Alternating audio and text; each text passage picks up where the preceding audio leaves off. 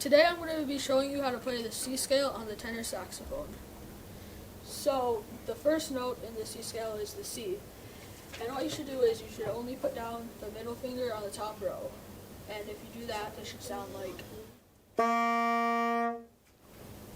Okay. Now the D. It's basically all the notes, all the things pushed down.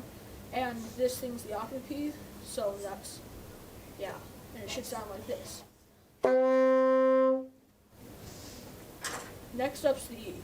You have to put all your fingers down except for the bottom one on the second row, and also use the octave key. And it sounds like this. The F is all three fingers on the top, and you still have one on the bottom, and I think it should sound like... The G just has three fingers on the top and nothing on the bottom. So the A only has the top two fingers down, and you sound kind of like... The B only has the first finger on the top row with the octave key and fully.